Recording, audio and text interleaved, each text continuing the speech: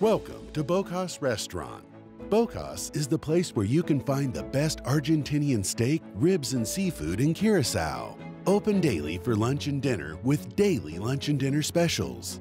We offer a prime cut of Argentinian steak and fresh Caribbean lobster, cooked on a charcoal master grill, accompanied with an excellent glass of wine and delicious dessert. Don't miss a sunset dinner from our Seaview Terrace with the most beautiful and magical location. Het belangrijkste nieuws uit Curaçao in het Nederland. Access Journaal, vers van de pers.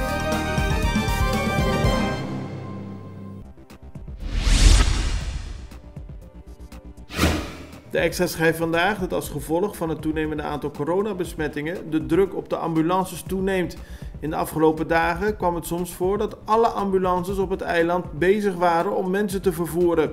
Ook vanuit de ambulancepersoneel wordt een beroep gedaan aan de bevolking om zich aan de regels te houden, om op die manier te zorgen dat het aantal besmettingen daalt. Curaçao kent op dit moment 3.360 ambtenaren. Een deel van hen kan binnenkort vervroegd naar huis via de zogenaamde VVU-regeling. Die regeling wordt binnenkort door het parlement behandeld. Doel van de regeling is om te zorgen dat het ambtenarenapparaat op Curaçao verkleind wordt. Mensen die zo'n 30 jaar werkervaring hebben, kunnen geld meekrijgen dat kan oplopen tot 60.000 gulden en daarmee nemen ze eerder afscheid van hun werk. De politie heeft samen met de Curaçaose militie gisteren een controle gehouden bij de weg naar Westpunt ter hoogte van Gato. Daar zijn 2 mannen aangehouden die in een auto zaten en geen identiteitspapieren bij zich hadden. Volgens de politie zijn de 2 illegaal op het eiland en zijn ze overgedragen aan immigratie. Op Curaçao wordt de afgelopen dagen streng gecontroleerd of mensen zich houden aan de regels van de lockdown. Good morning. Start your day the right way. The Greenhouse Restaurant is now serving breakfast. Come and enjoy the refreshing and relaxing morning from our famous terrace. Serving the best omelet, fresh juice, hot coffee, and more. Try our new breakfast menu at the Greenhouse every morning from 7 to 11. Visit the Greenhouse Restaurant to give you the best service you deserve.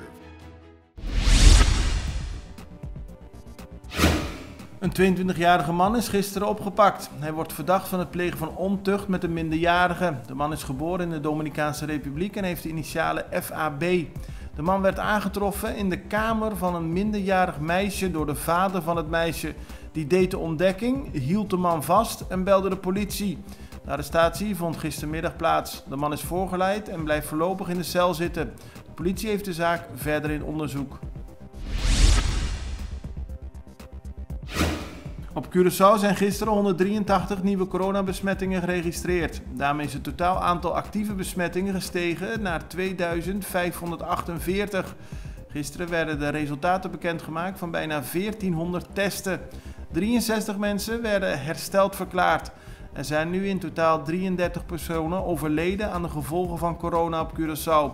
Er liggen 69 mensen in het ziekenhuis, waarvan 22 op de intensive care. 1 persoon is afkomstig uit Bonaire.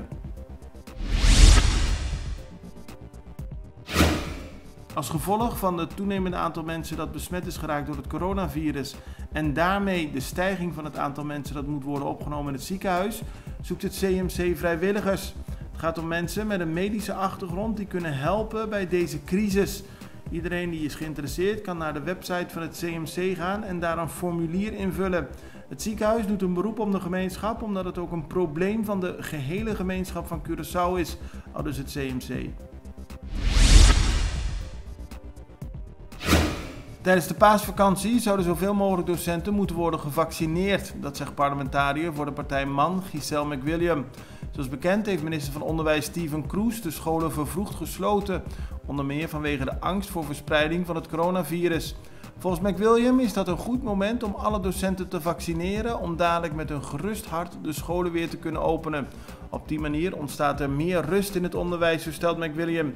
De minister van Onderwijs zou volgens haar hierover contact moeten opnemen met zijn collega, de minister van Volksgezondheid. Het belangrijkste nieuws uit Curaçao in het Nederland. Access Journaal, vers van de pers.